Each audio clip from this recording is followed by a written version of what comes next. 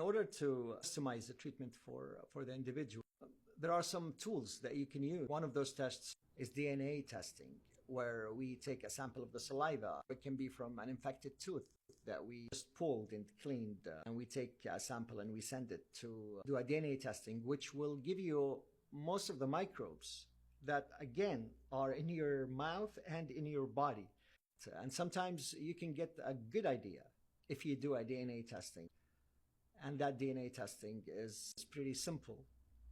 And it gives you a full view of all the microorganisms that you have, the ones that are okay to be there and the ones that are not okay. There's another test that we do. It's called biocompatibility testing, biocomp labs. So biocompatibility, it's again to individualize this treatment process and the material that we use. It gives you, it tests most of the dental material. It has even things that I've never heard of that is in there that it's already tested.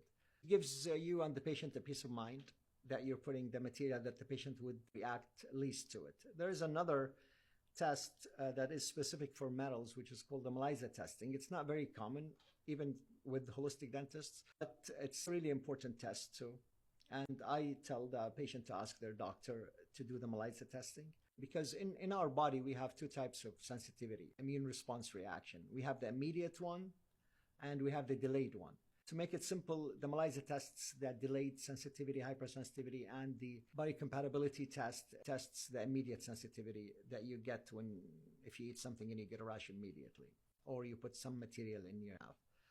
There is also a saliva test that we are incorporating now, and basically, we screen our patients under a microscope. Sometimes you'd be surprised how much that tells you. Sometimes the healthiest of gums is not even close to healthy. You take a small sample, you put it under the microscope, we watch it with the patient, we see those microorganisms, they're moving, that they should not be there. And sometimes there is classification about dental disease or periodontal disease, but sometimes it goes beyond this classification where you see a healthy mouth, a healthy looking mouth that has those kinds of microbes in there that should not be there. And it's an indication for something more serious going on in their body. And we were able to see that under the microscope. We're able to do a saliva testing also that will tell us a lot of stuff. It's a lot of tools that we can help the patient in so many ways.